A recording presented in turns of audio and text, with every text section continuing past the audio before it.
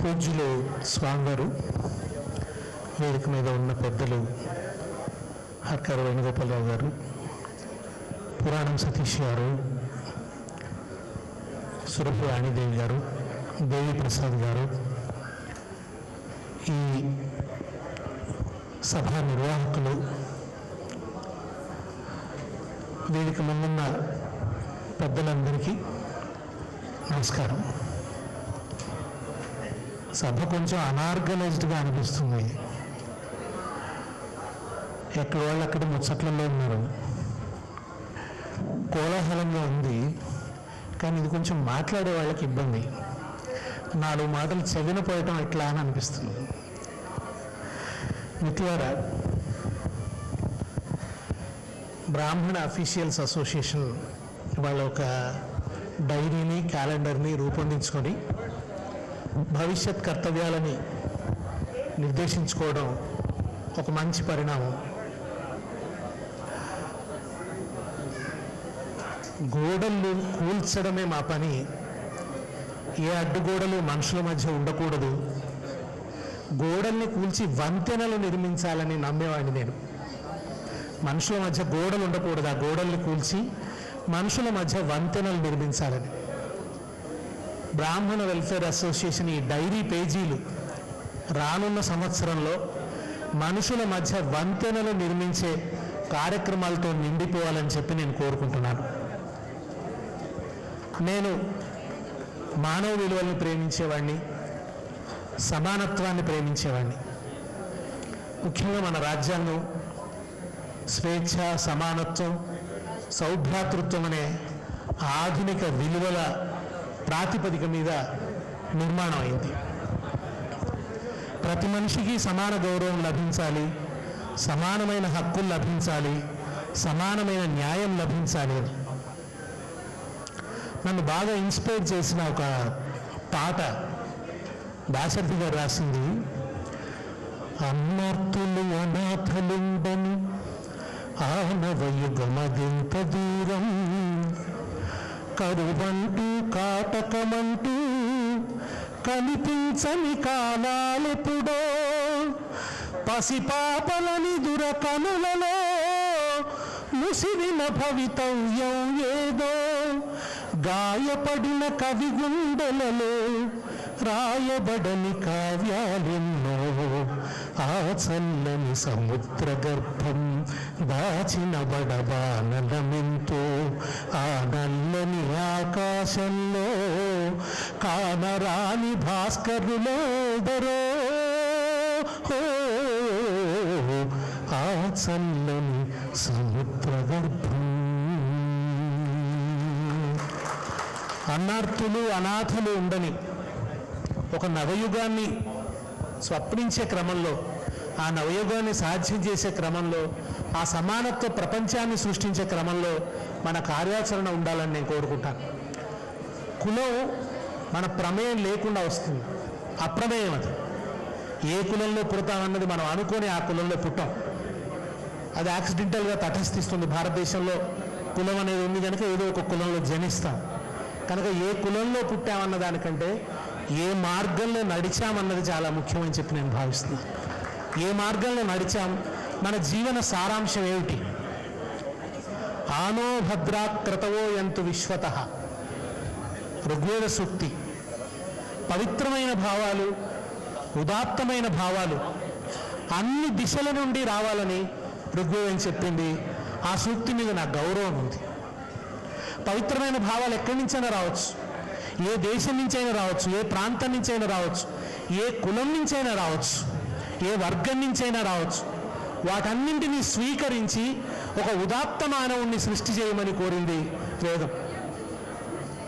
ఆనో భద్రా క్రతవో యంతు విశ్వతః.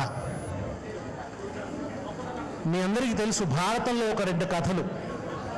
జాజలి అనే మహర్షి తపస్సు చేస్తుంటాడు.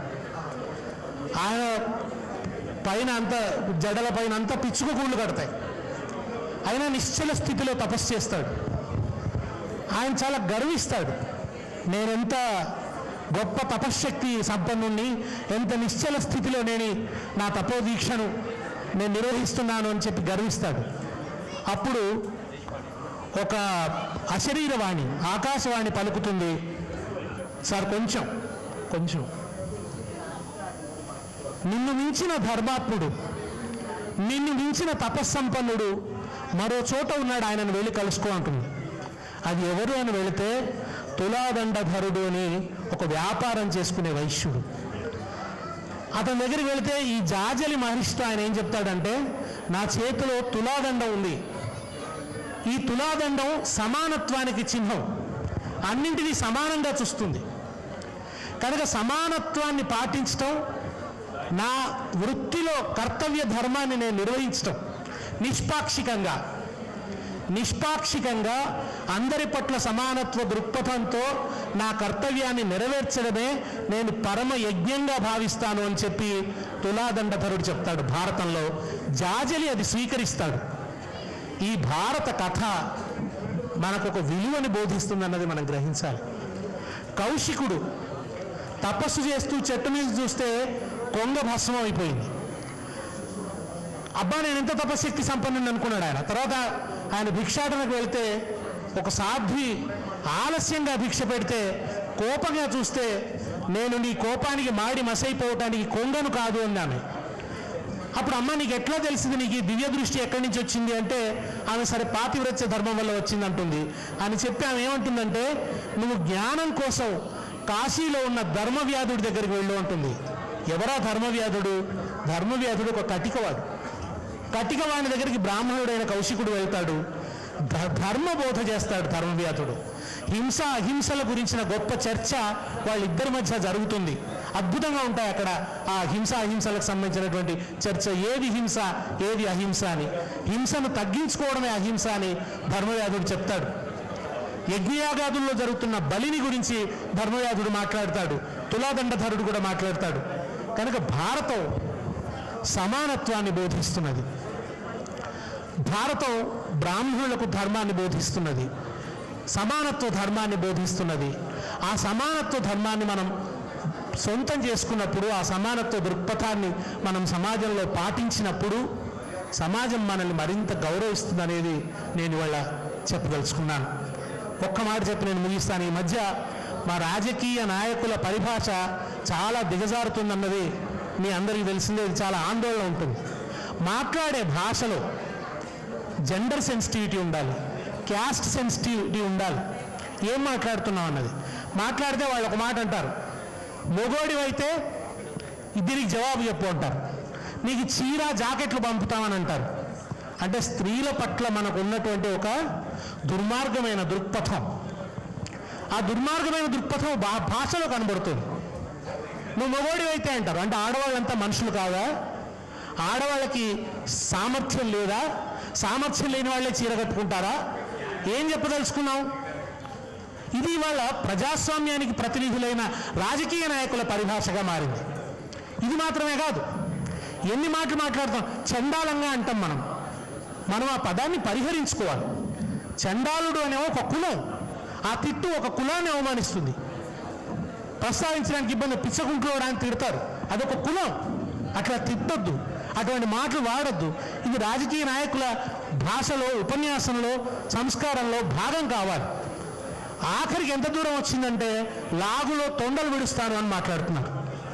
అంటే ఎప్పుడు వచ్చిందో తెలిసినా ఈ లాగులో తొండలు విడవడం అనేది బ్రిటిష్ కాలంలో స్వాతంత్ర వీరుల నుంచి రహస్యాలను తీసుకోవడానికి, అంటే రహస్యాలు వాళ్ళు చెప్పేటట్టు చేయాలని 3rd డిగ్రీ హింసలు బ్రిటిష్ పోలీసులు ప్రయోగిస్తే దాంట్లో భాగంగా లాగులో తొండలు విడవడం అనేది వచ్చింది.